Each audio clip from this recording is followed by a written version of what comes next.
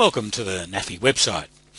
The first thing you should do is familiarise yourself with the limitations of the fire maps on the site, and you can do this by reading this area here at the bottom of the home page.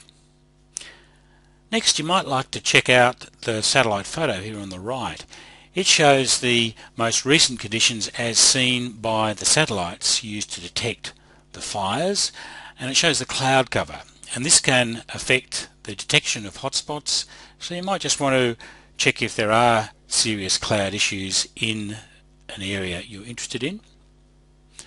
Now, to get a more detailed map of fires in an area, you can use the satellite photo itself. The cursor will show you when you can click on an area, and this will bring up a broad map of fires in that region. Or you can go over to the left-hand menu, and this will allow you to choose from a set of pre-set maps that cover most of Northern Australia, and you can drill down into this list by clicking on these arrows on the left, and they bring up these sub-regions. Now, if you know the area you're interested in, so for example you might be interested in seeing fires in the Cowan region of Cape York Peninsula, well then you'd go to Cape York Peninsula, then choose the Cowan link that comes up underneath, and that'll bring up the maps of recent fires in that area. And this is all in the View Fire Maps menu that should be open when you enter the site. Now, turning to these maps of fire, you can see that the fires themselves are represented by these coloured points or hotspots, and the colours and shapes tell you when that fire was detected by a satellite. So the most recent fires are represented by pink stars that have been detected between 0 and 6 hours ago. These red stars are slightly older fires detected by satellites between 6 and 12 hours ago, right back to these blue circles, which are fires detected between 2 and 7 days ago.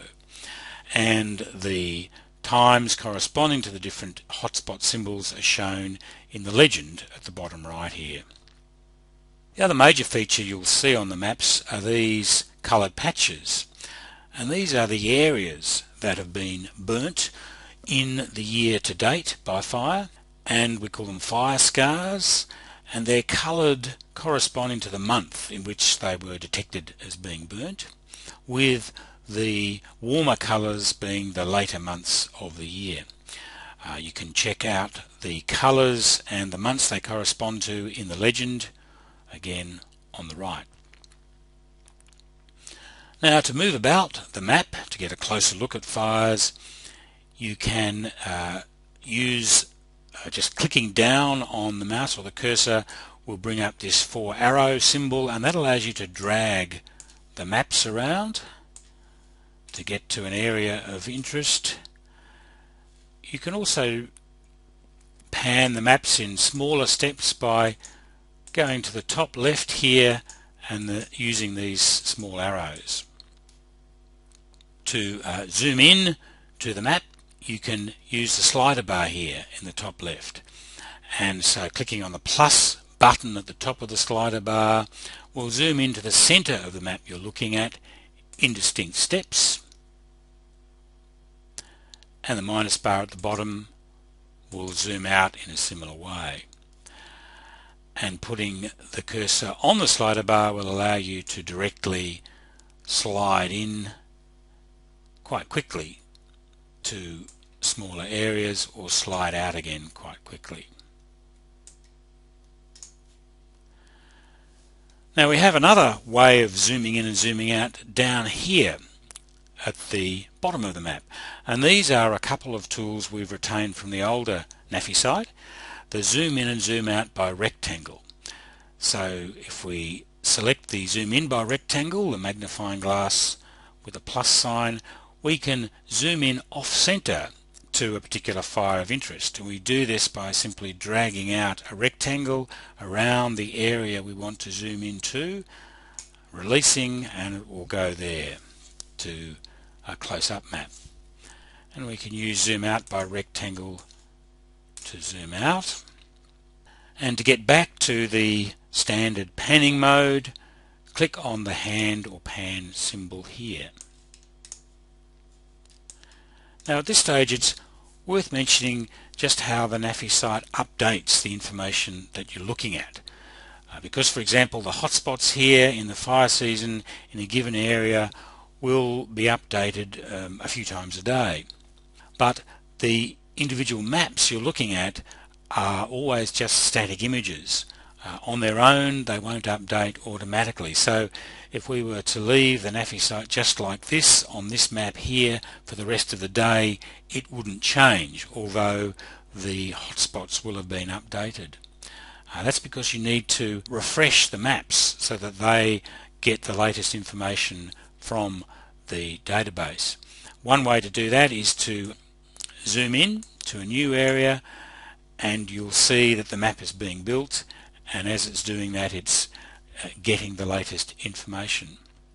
Another way is to simply refresh the whole site. So if you have been having the site sitting there for a long time, to make sure you've got the latest information, just go to the browser and refresh the whole site. That also means that every time you enter the site you are always looking at the latest information. Now another useful tool is found in the top right of the map, and this is the background map options. And as you can see, having your mouse just in this area brings up these background map options. They are different combinations of topographic maps and line maps. The standard option is having a line map when you zoomed out and a topographic map when you zoomed in. I've actually got the line map option for this demonstration. And the new site has this additional option, which is the Google satellite image. So if we select this, we can bring up the Google satellite image as shown. Now this also has a slider bar, and this allows you to, for example, move the slider bar to the left, and it'll make the fire scar images more opaque and brighter, and it'll dim the fire scar images or make them more transparent so that you can better see the background images underneath. And this can be quite useful, for example, if you want to see quite detailed map features that might be on the Google satellite images.